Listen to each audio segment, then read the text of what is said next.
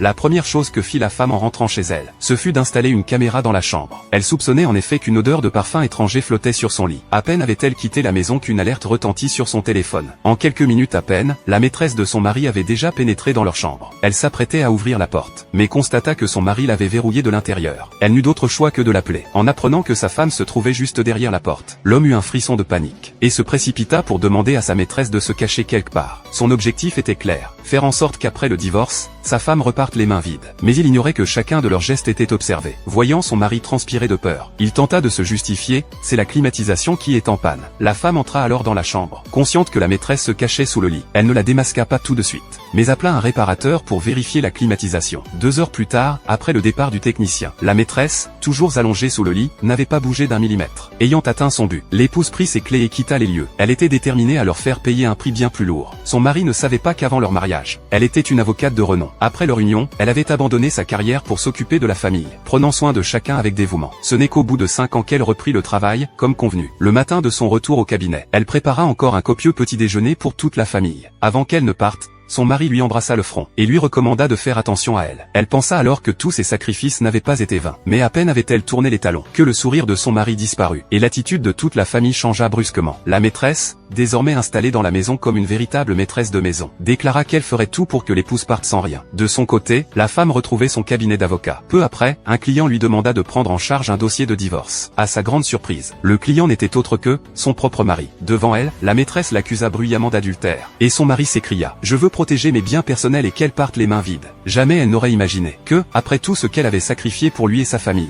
il n'aurait pas la moindre reconnaissance. Elle l'avait même aidé à entrer dans un grand groupe grâce à ses relations, préparant en secret son ascension professionnelle. Mais à peine promu, il voulait divorcer et la dépouiller. Ce soir-là, elle rentra chez elle, feignant le calme. Son mari lui présenta un document à signer, prétextant que la maison était trop petite et qu'il voulait en acheter une plus grande. À ce moment-là, son téléphone reçut un message. Dans le reflet du miroir, elle vit distinctement que l'expéditrice l'appelait « mon mari ». Elle comprit alors que la trahison durait depuis longtemps. Pour passer du temps avec sa maîtresse, il l'envoya volontairement chercher sa mère qui visitait un appartement. Elle sourit, disant qu'elle allait se changer, et retourna dans la chambre pour installer une caméra. Ainsi, la scène du début prit place. Une fois les preuves réunies, elle appela son mari et accepta officiellement de prendre en charge son dossier de divorce. L'homme, persuadé que la victoire était acquise, oublia un détail. Au téléphone, la voix de elle, avocate star, ressemblait étrangement à celle de sa femme. Dès qu'ils apprirent qu'une avocate de renom s'occupait de leur affaire, ils tombèrent le masque, et jetèrent les affaires de la femme dehors comme des ordures.